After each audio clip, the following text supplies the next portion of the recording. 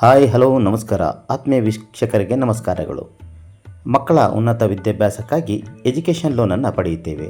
Education loan ಪಡೆಯುವ ಮುನ್ನ ನಾವು ಮುಖ್ಯವಾಗಿ ತಿಳಿದಿರಬೇಕಾದ ಕೆಲವು ಮಾಹಿತಿಗಳನ್ನು ಈ ವಿಡಿಯೋದಲ್ಲಿ ಶೇರ್ ಮಾಡಲು ಇಷ್ಟಪಡುತ್ತೇವೆ.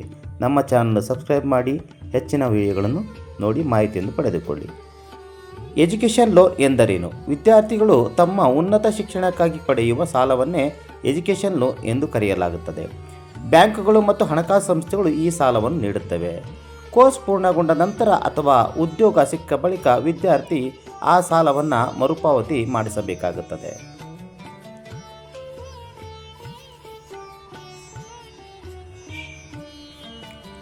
ಯಾವ ಕೋರ್ಸ್ಗಳಿಗೆ ಎಜುಕೇಷನ್ ಲೋನ್ ಸಿಗುತ್ತದೆ? ಎಲ್ಲ ಶಿಕ್ಷಣ ಕೋರ್ಸ್ಗಳಿಗೆ ಸಾಲ ಸಿಗೋದಿಲ್ಲ. ಮಾನ್ಯತೆ ಪಡೆದ ಶಿಕ್ಷಣ ಸಂಸ್ಥೆಗಳ ಪ್ರವೇಶ ಪಡೆದರೆ ಮಾತ್ರ ಸಾಮಾನ್ಯವಾಗಿ ಸಾಲ ಮಂಜೂರಾಗುತ್ತದೆ. ಭಾರತದಲ್ಲಿ ಸಿಗುವಂಥ ಕೋರ್ಸ್ಗಳು engineering, B Tech, BE, medical, MBBS, BDS, BAMS, nursing ಕೋರ್ಸ್ಗಳು, ಫಾರ್ಮಸಿಗಳು, LLB, MBA ಕೋರ್ಸ್ಗಳಿಗೆ ಸಿಗ್ತದೆ. ವಿದೇಶದಲ್ಲಿ ಅಧ್ಯಯನ ಮಾಡೋಕ್ಕೆ ಸಾಲ ದೊರೆಯುವ ಕೋರ್ಸ್ಗಳು ಪದವಿ ಪೂರ್ವ ಕೋರ್ಸ್ಗಳು, ಸ್ನಾತಕೋತ್ತರ ಕೋರ್ಸ್ಗಳು, MA, MBA, ವೈದ್ಯಕೀಯ ಕೋರ್ಸ್ಗಳು, ಸಂಶೋಧನಾ ಕಾರ್ಯಕ್ರಮಗಳು, ವೃತ್ತಿಪರ ತರಬೇತಿ ಕೋರ್ಸ್ಗಳಿಗೆ ವಿದೇಶಕ್ಕೆ ಅಧ್ಯಯನಕ್ಕೆ ಸಾಲ ಸಿಗ್ತದೆ.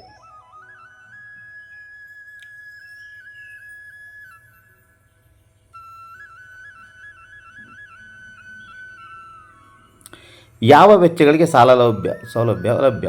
ನಾವು ತಿಳ್ಕೊಂಡಿರ್ತೀವಿ ಎಜುಕೇಷನ್ ಲೋನ್ ಅಂದರೆ ಬರೀ ಎಜುಕೇಷನ್ಗೆ ಬಳಸ್ಕೋಬೇಕು ಅಂತ. ಇಲ್ಲಿ ಎಜುಕೇಷನ್ಗೆ ಸಂಬಂಧಿಸಿದ ಯಾವ ವೆಚ್ಚಗಳಿಗೆ ಭರಿಸಬಹುದು ಅಂದರೆ ಫೀಸ್ ಕಟ್ಟೋಕ್ಕೆ ಮಾತ್ರ ಬ್ಯಾಂಕ್ ಸಾಲ ಕೊಡೋದಿಲ್ಲ. ಏನಂದರೆ ಕಾಲೇಜು ಮತ್ತು ವಿಶ್ವವಿದ್ಯಾನಿಲಯದ ಫೀಜು, ಹಾಸ್ಟೆಲ್ ಫೀಜು, ಪರೀಕ್ಷಾ ಫೀಜು, ಬುಕ್ಸು ಮತ್ತು ಸ್ಟಡಿ ಮೆಟೀರಿಯಲ್ಸ್ಗಳನ್ನ ಖರೀದಿ ಮಾಡಲಿಕ್ಕೂ ಸಾಲ ಸೌಲಭ್ಯ ಸಿಗ್ತದೆ. ಎಜುಕೇಷನ್ ಲೋನ್ ಪಡೆಯಲು ಏನು ಅರ್ಹತೆ ಬೇಕು? ವಿದ್ಯಾರ್ಥಿ ಭಾರತೀಯ ನಾಗರಿಕನಾಗಿರಬೇಕು. ಮಾನ್ಯತೆ ಪಡೆದ ಕಾಲೇಜು ಅಥವಾ ವಿಶ್ವವಿದ್ಯಾಲಯದಲ್ಲಿ ಪ್ರವೇಶ ಪಡೆದಿರಬೇಕು. ಪ್ರವೇಶ ಪತ್ರ ಅಡ್ಮಿಷನ್ ಲೆಟರ್ ಇರಬೇಕು. ಪೋಷಕರು ಮತ್ತು ಸಹ ಅರ್ಜಿದಾರರು ಇರಬೇಕು. ಬಹುತೇಕ ಬ್ಯಾಂಕ್ಗಳಲ್ಲಿ ವಿದ್ಯಾರ್ಥಿಯ ಜೊತೆಗೆ ಪೋಷಕರನ್ನು ಅಪಾಯಿಂಟ್ಮೆಂಟ್ ಆಗಿ ಸೇರಿಸಲಾಗುತ್ತದೆ. ಆದ್ದರಿಂದ ತಂದೆ ತಾಯಿಯ ಅಥವಾ ಕಾನೂನುಬದ್ಧ ಪಾಲಕರು ಇವರು ಆದಾಯದ ಮೂಲಗಳನ್ನು ಬ್ಯಾಂಕಿಗೆ ನೀಡಬೇಕಾಗುತ್ತದೆ. ಯಾವ ದಾಖಲೆ ಬೇಕು? ವಿದ್ಯಾರ್ಥಿಯ ದಾಖಲೆ Aadhaar card, PAN card, passport, SLC, PUC marks card. Education loan ಪಡೆಯುವ ವಿಧಾನ: ಕಾಲೇಜು ಮತ್ತು ವಿಶ್ವವಿದ್ಯಾಲಯದ ಪ್ರವೇಶ ಪಡೆಯಬೇಕು. ಬ್ಯಾಂಕ್ ಆಯ್ಕೆ ಮಾಡಿಕೊಳ್ಳಬೇಕು. ಅರ್ಜಿಯನ್ನು ಸಲ್ಲಿಸಬೇಕು. ದಾಖಲಾತಿ ಪ್ರಶ್ನೆ ನಡೆಯುತ್ತದೆ. ಸಾಲ ಮಂಜೂರಾದ ಬಳಿಕ ಹಣವನ್ನು ನೇರವಾಗಿ ವಿದ್ಯಾರ್ಥಿಯ ಖಾತೆಗೆ ಅಥವಾ ಕಾಲೇಜಿಗೆ ವರ್ಗಾಯಿಸಲಾಗುತ್ತದೆ.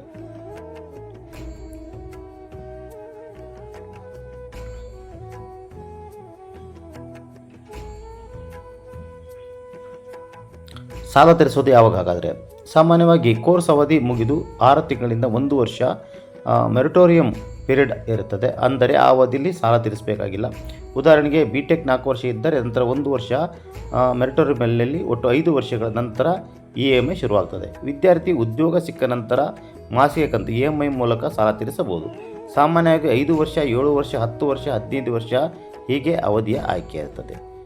ಮಾಹಿತಿಗಾಗಿ ಧನ್ಯವಾದಗಳು.